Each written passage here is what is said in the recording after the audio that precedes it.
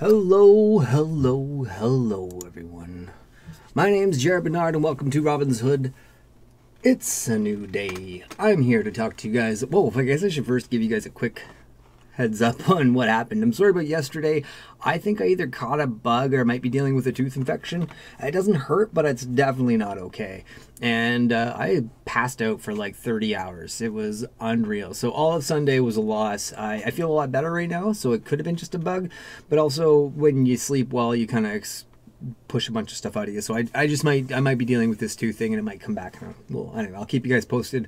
Hopefully my health maintains and I get to keep doing this fun-loving show that we all enjoy so much. Well, that I really like a lot anyway. So yeah, today I decided I wanted to talk about something that I don't know if it's a thing. Maybe somebody else smarter than me has already said it better. But it's the idea of living in a culture based around comments as opposed to asking questions.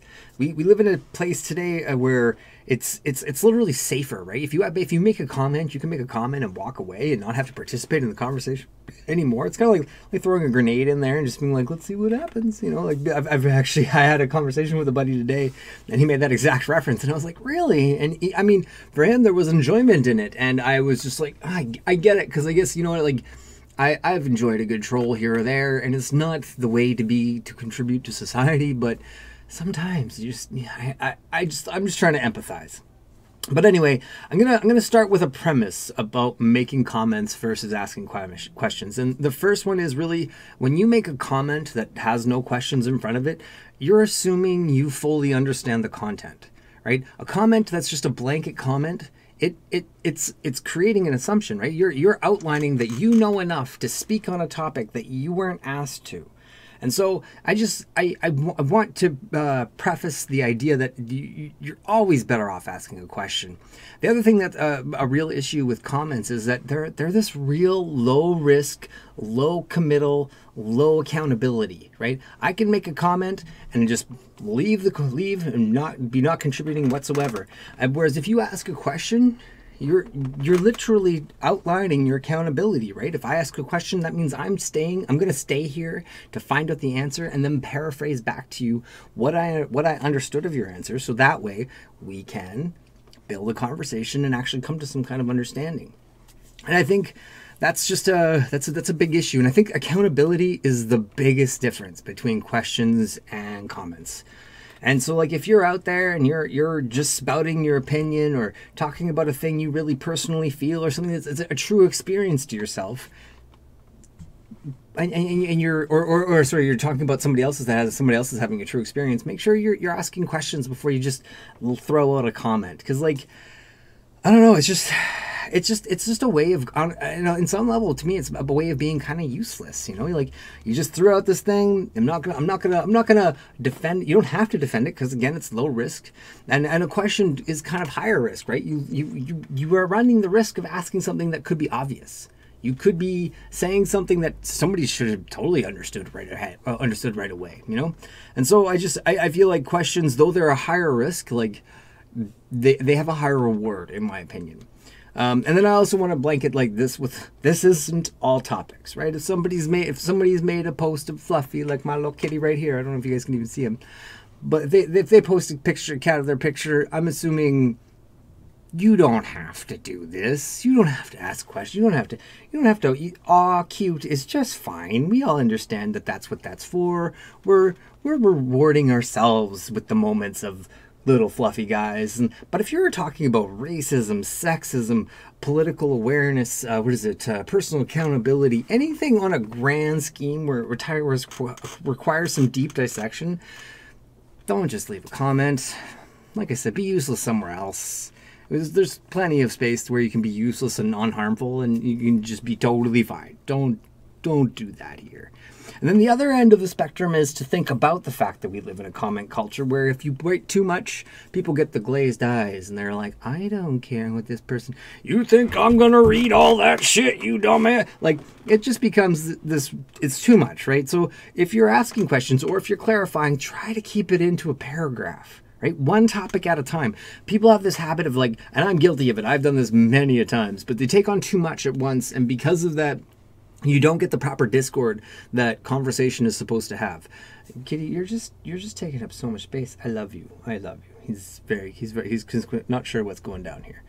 Anyway, if you are going to reply back to someone in question form and then paraphrase back, try to keep it one topic at a time and really condense it down. If you're writing a paper, you gotta remember, like, we're dealing with the ADD generation and their kids, and so, like, nobody's got attention for that, let alone time. They may have the time for that. Their attention span's like, what's that? Oh, that's shiny. What's this thing? Like, I run into that with this show all the time. This show is not necessarily entertaining. It's conflicting, and it forces people to look at themselves a little bit. But I'm not going to necessarily make you laugh unless, like, bald spots make you laugh. I don't know. But yeah, so that's just sort of the premise. Today was a short one. Try not to just leave comments that don't matter and don't do nothing. Don't just be a non-contributing zero. You know, try to explore what people are saying with questions and then paraphrase it, especially if they're deep topics. I got some comments or questions, I'm not sure. Define blanket comment. A comment can be supportive. Yeah, absolutely. If you and this is another thing. If you're making a comment that is to support the statement, the one thing that's really helpful to do is post it in a question form. Right? By asking a question, you get to set up the speaker to then really knock out a home run. Right? Even though you're trying to support, I personally think you're better off asking a question, because you get lobbing a softball for somebody that probably knows the content better than you do on average, if they're posting about it. And if they don't, then, you know, ask them too. That's another one I guess I didn't touch on. Ask the poster. Ask the poster what they think about what you're saying, and like, just check in on how you can engage in the conversation to be best supportive, right? Because the concept of, like, you may think you're being supportive, but there's times where what looks like support or help to us is actually hindering or preventing somebody from moving forward, and it's just not always clear. And even though it looks super crystal clear, it's just not always. Anno, does that answer your question, Mr. Decibel?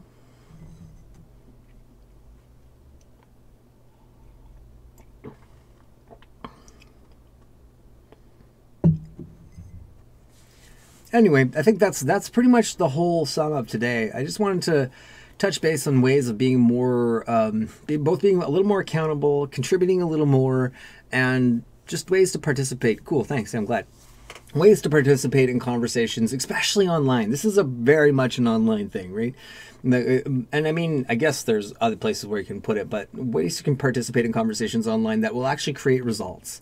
Because I guess I've heard too often people saying things like, well, you're not going to change someone's mind online. And I get it. It's hard. It takes a lot of effort, and it's not always worth it.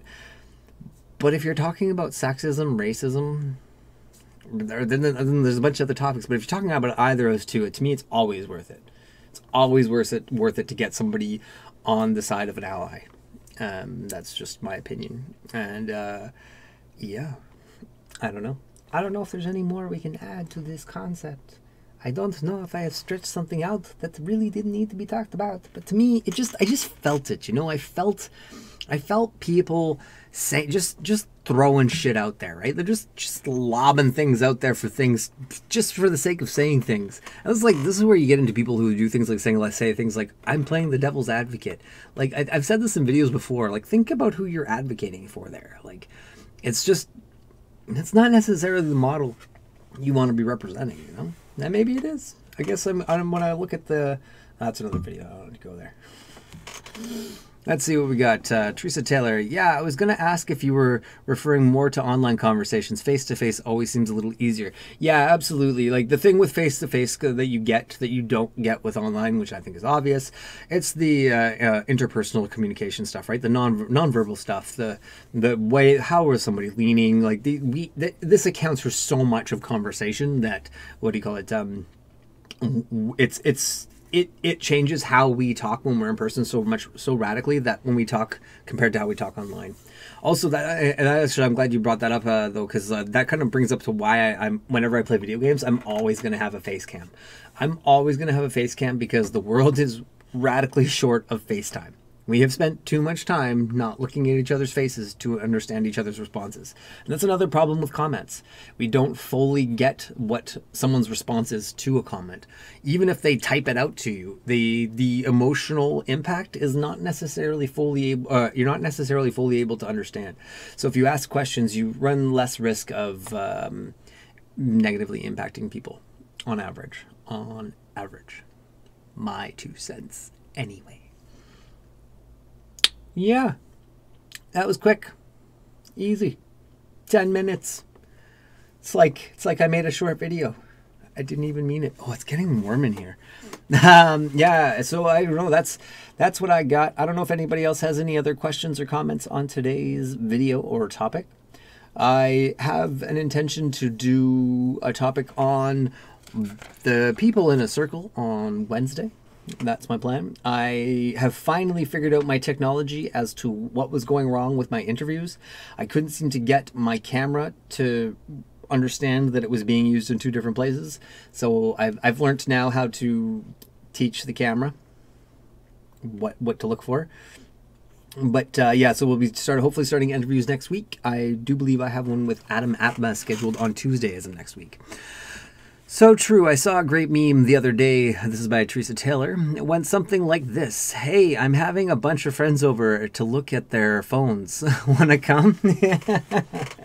Yeah, for sure. Now, like, I have friends who deal with their anxiety through, like, kind of creating a barrier, right? Like, this is like, I get this phone, it allows them to process. And I feel like that's a thing, like, whenever someone discovers a tool that allows them to manage life, I'm not gonna judge you for that. As long as it's not hurting anybody else, I feel like I'm happy you found something that makes this whole thing experience manageable. Because I'm gonna be honest, some people don't get that. Some people just have to deal, and it's hard. It's hard. So that's just to speak to that. Because I have a couple of close friends who, like, at their birthday party, were on their phone, and some people got upset about it. And I think to me that speaks to a generation gap, because the person who got upset was clearly roughly 10 years older, and I think people who are in the like 25 and under range right now, like, there's a close connection to their phone and their phone socialization and socializing with other people, and it's a safety net. And I can't say it's a bad thing or a good thing. I think it's important to give people what they have, you know?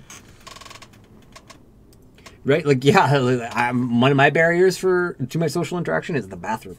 I have definitely gone to the bathroom one too many times, to the point where it looks like I either have a small bladder or maybe I got diarrhea. But I just, so many people, I'm just like, oh my God, I can't listen to these recycled conversations and opinions for so long. It just taxes my brain. Anyway, yeah. So Teresa Taylor says, for sure, I even need a barrier sometimes. Wish I had one at work some days, for sure. We all have our desired wishes of what we could have our work life with. That's kind of like why this has become such a pursuit for me. That wasn't the truth. It was the way it looked to others. That was all. Though every once in a while, you may hear about my bowels. I may have irritable bowel syndrome one day. That might be a hot topic. How do you cure your irritable bowels? I don't know. Just fart a lot. I don't know. So people know I'm not doing a game and review today. My buddy Daryl's coming by tomorrow. We are going to be playing, The Conjuring House. Oh man, it looks terrifying, like legit terrifying. We'll be starting that tomorrow at 4 p.m. We're probably going to do a full playthrough. That's our hope anyway. We're going to see how far it pushes. My guess is the game is at least 6 hours. It's an indie game. And indie games tend to fall into the 3 to 6 hour mark, so that would be ideal. Yeah, it's gonna. I really hope we can finish it. It looks like that game just. Oh man. I haven't played anything that looks even close to that level in a while. Amnesia was pretty scary. It was pretty good. It had a really good job of like having it hold on you the whole time. Like it never let you feel like you were at ease, which I really appreciated. I'm not gonna lie, the ending was a little lackluster for me. I was just like, what? This is a shit story here. What's going on? Like, I felt like the story, for how much buildup was there, the ending was like, nah. Yeah. Yeah, absolutely. I'll be streaming tomorrow as of 4 p.m. with my buddy Daryl, and we'll be playing The Conjuring House. So yeah, tune in with us if you can and come hang out. It's going to be a long playthrough, longer than usual. If I don't finish it that day, I don't know if I'll hold it until me and Dee can get together. I was describing Amnesia 1, the first Amnesia game, the one that was a little unsatisfying in terms of an ending. I just was I was a little disappointed just in terms of like how scary everything else was. Everything else was like, it was just, you were just always just like, I have a knot in my back. I had a knot in my back from like trying to like push myself away from the game. I didn't want it to get me. But the one I was meh about the story. What was the last one I was meh about the story? I mean, Deus Ex Human Revolution, I was kind of meh about the story. I think that was the last one I was meh about the story. Anyway, I think this has gotten into gaming, which is kind of not where I want these videos to totally go into. So I'm going to wrap that up. Just so you guys know, yeah, that's what tomorrow will be. Wednesday I will have the topic. My goal is to have iron out my idea I've talked to many people about, and it's you can find everything there is to know about people inside a circle, and I'll explain that when we get there. Oh, I already answered that question. Okay, good stuff. I'll explain that when we get there. That's kind of the point of the videos. And other than that, yeah, that's the plan. I will be doing game and review of BioShock 1 as soon as we're done with The Conjuring House. That's going to be the plan. There's a bunch of scary games coming down the pipe through October, and I'm probably going to mess up my autonomic nervous system playing every single one of them. But yeah, that's the goal anyway. Yeah, if you guys have any other questions, any other topics you'd love for me to cover, I am all ears. I'm interested in so many things. I'd love to hear what you guys want to hear covered. Other than that, that feels like a wrap today. I'm going to probably take a quick 5-minute break, and then I'll be jumping online, I imagine, and playing some Overwatch as per usual. I could do something just for the funs of it today, but I don't know. No, you know, it doesn't feel like it's landing right with me. I feel like I'm on track. I know what I'm doing. Do what you know what you're doing, and that's what I'm gonna do because I know what I'm doing. Like I know what I'm doing. Whatever. Yeah, that's that. All right, everyone. Thanks for coming out. Thanks for stopping by. Thanks for the quick questions and the few things I thought about today. Do I have anything else? I don't think I have anything else. I think that's all. I think that's a wrap. Well, I guess as always, I should let everybody know, for those of you who don't already know, that all the money I have, or all the money we make through YouTube, Twitch, it's going through the Robin's Hood project. And if you're interested in how that can benefit you, please take a look at the link down below. I am giving away half of everything I make. It's free. You just got to have a username, email address, and be over 18. Oh, and be from a country that lets me give you money, because otherwise I just can't help you. There's a few that don't like it. But yeah, that's the ball game. That's a wrap. Thanks for everybody for coming out, and I will talk to you soon.